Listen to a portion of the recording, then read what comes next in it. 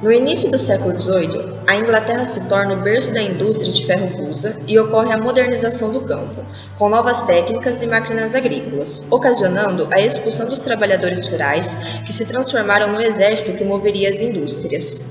As indústrias absorvem todo tipo de mão de obra, homens, mulheres e até mesmo crianças, com jornadas de 12 a 16 horas por dia. Os trabalhadores não ganhavam nem o suficiente para comer, tinham que alugar lugares para dormir e, quando saíam, logo suas camas eram preenchidas com outros trabalhadores exaustos. Este sistema foi chamado de cama quente. A proximidade a canais d'água era a força motriz das indústrias, mas mortal para os rios e toda a cadeia de dependência dele, uma vez que o mesmo viraria esgoto a céu aberto. A exploração fabril foi agravada pela implantação das ferrovias. As habitações eram insalubres, não tinham ventilação ou iluminação, nem ao menos comportavam uma família, de modo que as crianças eram mandadas para as ruas. A aglomeração indevida de pessoas, somadas à completa falta de higiene e infraestrutura, foi o apogeu de inúmeras doenças e epidemias. O chamado Estado liberal defendia a autogestão da sociedade, uma forma confortável do Estado abdicar de suas obrigações. Claramente, o que sanava o Estado de sua responsabilidade ocultava o interesse pela liberdade do movimento econômico. A inconsequente exploração dos recursos naturais e dos animais é colocada por Mumford como antinatural. Mumford descreve este período como o sabotador dos sentidos. O ser humano já não distinguia o gosto ou cheiro bom do ruim. Foi um período de bancarrota moral. Havia uso abusivo de álcool, drogas, prostituição e violência. A regressão neste período fica evidente. Até mesmo os cemitérios voltaram para dentro das cidades. As doenças, estimuladas pela insalubridade, marcaram a era industrial, nos ensinando o que deve ser evitado quanto às questões sanitárias e sociais. Alguns profissionais, como François Schwab, veem este período como histórico-chave, já que promoveu mudanças significativas no homem e na sociedade.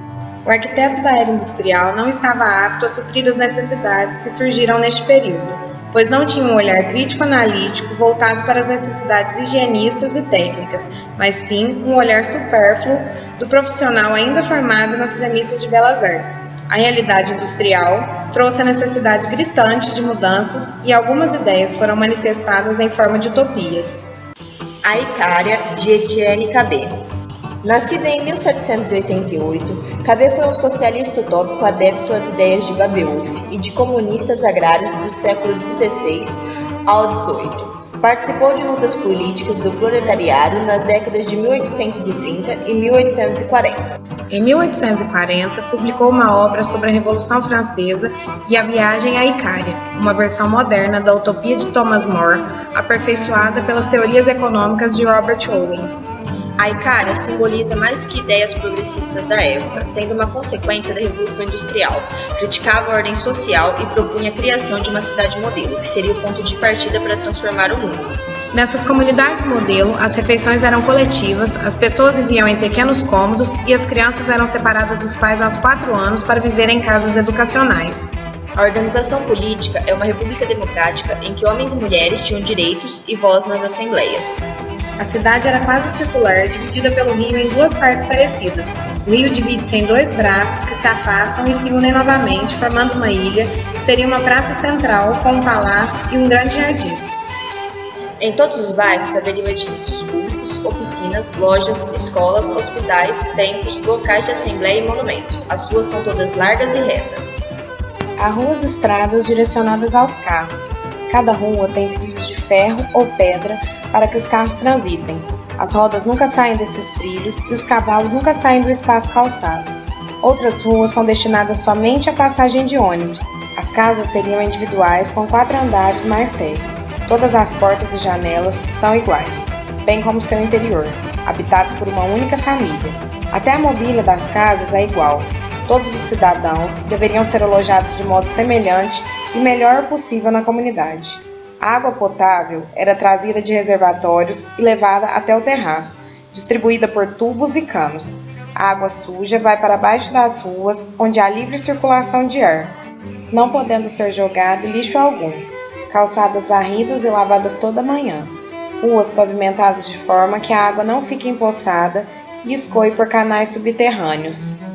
Não haveria cabarés, tabernas, botequins ou casas de jogos dentro das cidades, bem como nenhuma prostituta, gatunos, bêbados ou mendigos. No interior da cidade, nenhum cemitério, fábricas insalubres ou hospitais. Estes estabelecimentos ficariam localizados nas extremidades, em praças arejadas. Os pedestres estariam em segurança e todas as ruas teriam calçadas cobertas por vidro para protegê-los da chuva sem privar da luz, e também telas móveis para protegê-los do calor. Haveriam banheiros coletivos por toda parte. Os cartazes e placas da cidade seriam todos padronizados, com anúncios e informações úteis em papéis de diversas cores. Em 1848, seguidores de Cabet tentaram implantar uma comunidade no Texas, e em 1856, uma nova comunidade foi instalada em St. Louis. Também surgiram comunidades semelhantes em Iowa e na Califórnia, que chegaram a durar quase 50 anos, mas foram perdendo gradualmente o caráter original.